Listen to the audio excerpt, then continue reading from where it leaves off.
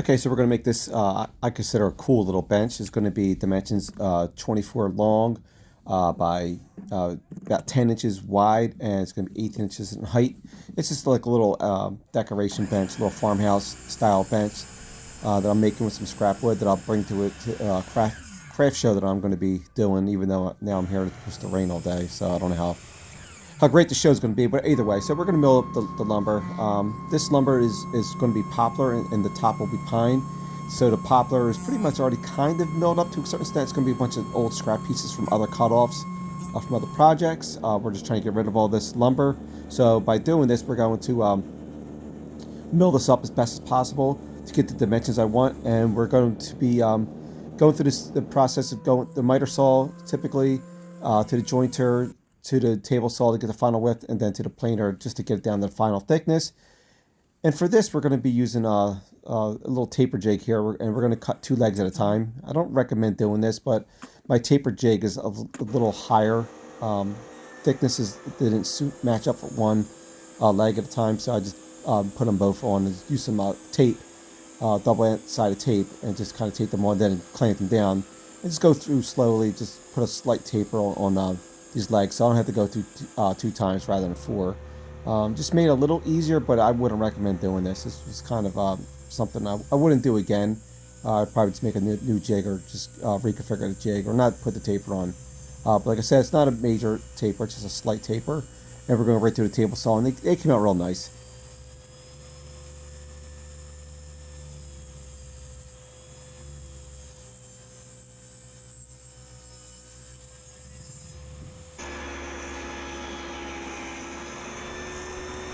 Okay, just taper.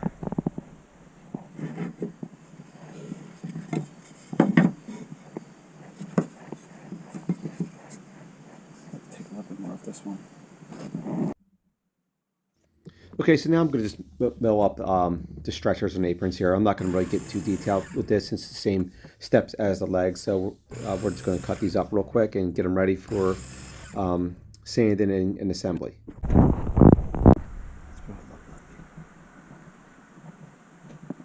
It's not going to be a reveal or anything really. This is going to be kind of...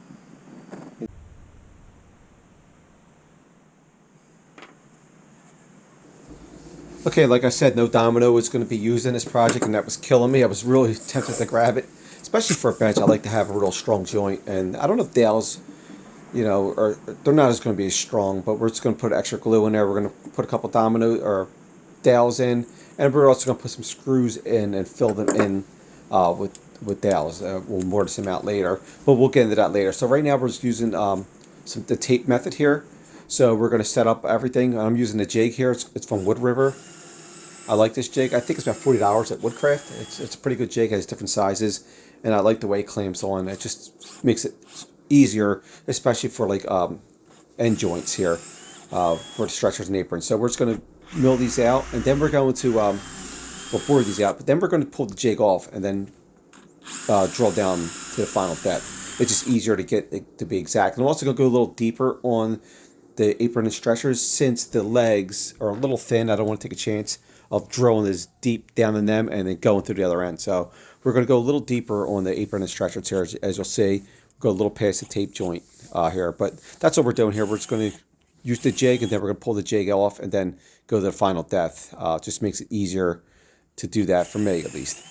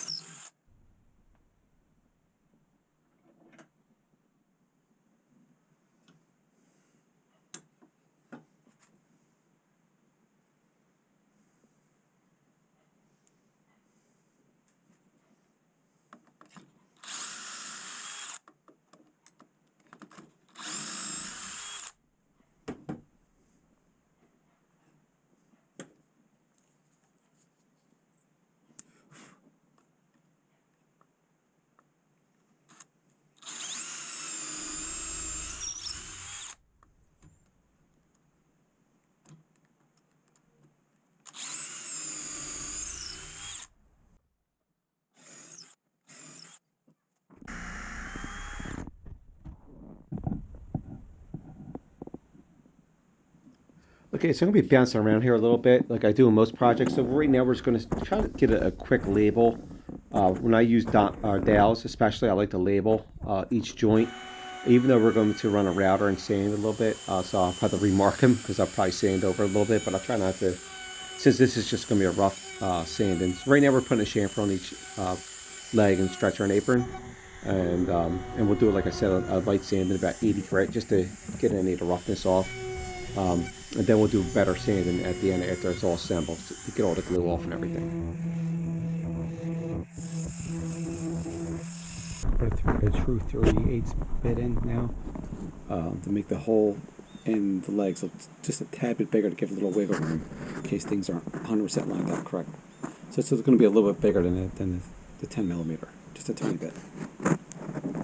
Okay, so like I mentioned there, I'm going to kind of use the domino type of theory here. So I'm going to use a little bit of a bigger bit for the legs, so I have a little bit of wiggle room just in case. And I'm also here, as you can see, I'm taking any math out using these pointers here. These pointers are pretty good. These dowel pointers, you get them at Harbor Freight. You can get them at Home Depot, I believe, sells them. I know Woodcraft sells them. I think you get them on Amazon too. But these are pretty cool little accessories here that you could use, and just removes any need for math. And there's different ways you could do it. You can lay them on top. You can do it. You can put them side to side. If you have like a reveal, and use like slight clamping to mark the points. What it does is just marks a point, almost like the nail trick people use. So this is, and I'm just going to dry fit this real quick. I'm not going to go crazy because dowels are a lot harder to get out of the holes than dominoes.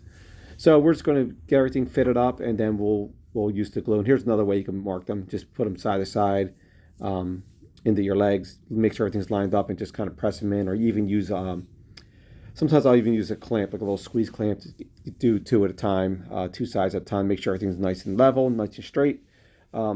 Do these work as perfect as domino? No, no, not at all. I mean, you do have some variation, and because obviously, you're kind of drilling in. Now you can use a drill press with this too.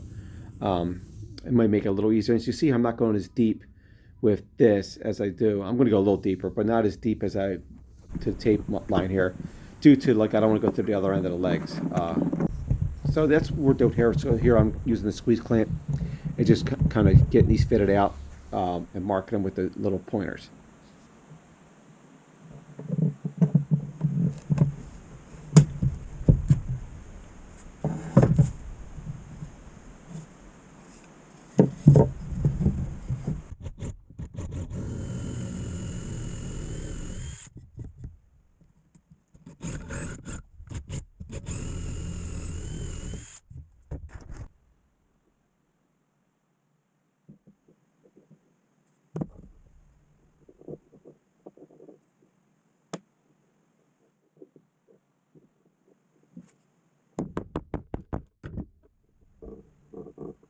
Okay, so now we're just going to start getting ready to do the final assembly. So we're going to just drill into the rest of the legs, and we're going to put the front and back stretchers on the top here, and we're just going to use like I said, the drill bit with the tape, and these we could go full depth since the legs facing upwards, so we have a little more room to work with here, and we're just going to use some glue and some clamps.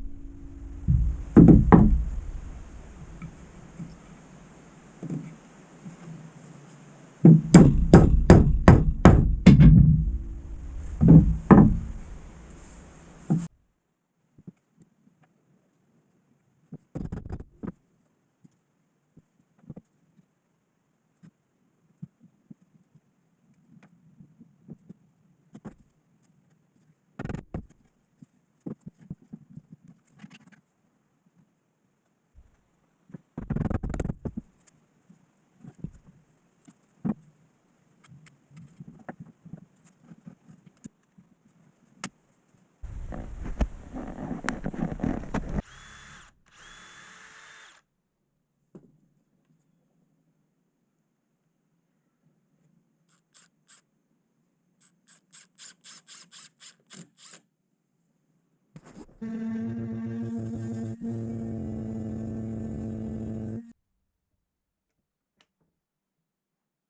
so now that the frame is gluing up, we're going to let that glue up overnight, or for a few hours at least. So now we're going to take this old pine and we're going to mill this up for the top. And so we're going to cut this a little heavy on the miter saw to start, and then after we laminate, we'll cut the final length. Since it's only going to be about 10 and a half inches wide, so we could take it back to the miter saw later, as you'll see. So right now we're just going to cut this the rough length, take it to the table saw, get the final width here, and then we're going to just glue this up.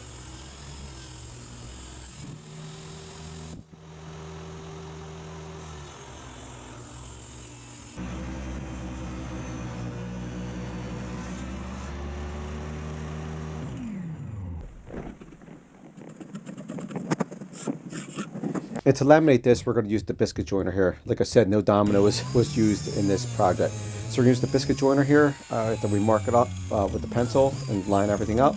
And then we're going to use the biscuits and some glue.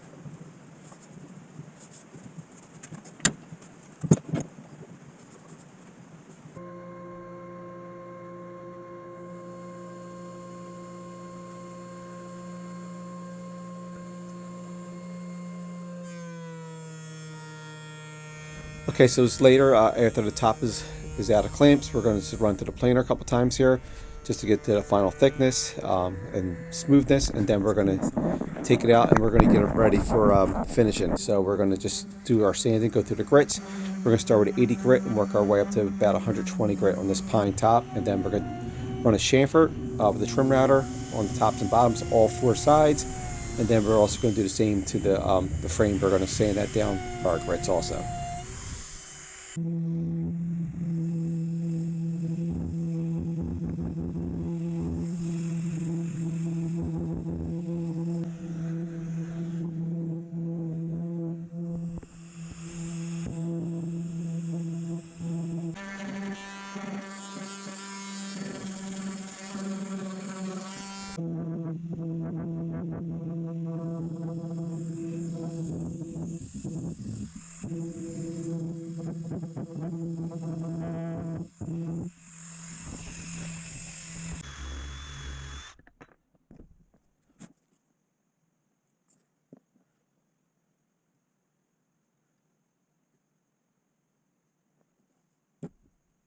Okay, as you see, we're going to fill these holes in that we countersinked earlier. So we used the Forstner bit, 3/8 Forstner bit, and we're going to put some 3/8 inch dowel plugs in, and just tap them in and use some glue, and then we're going to cut them with the pole saw, Japanese pole saw, after they dry, and then we'll sand them down, clean them up, and then we'll sand the whole frame down again to the final cleanup here.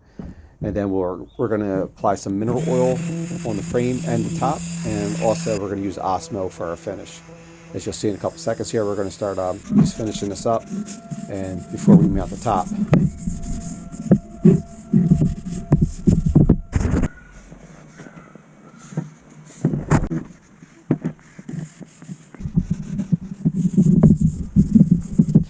Okay, so this project's pretty much done. We're just going to finish up with our finish, and we're going to put the top on. We're just going to countersink into the long grain only. Usually I use C-clips for this, but since it's a bench, and we're just going to countersink our holes more oval, so we have a little room for the screws to move around. We're just going to countersink and screw these in, and that's it. It's pretty much done. Thanks for watching.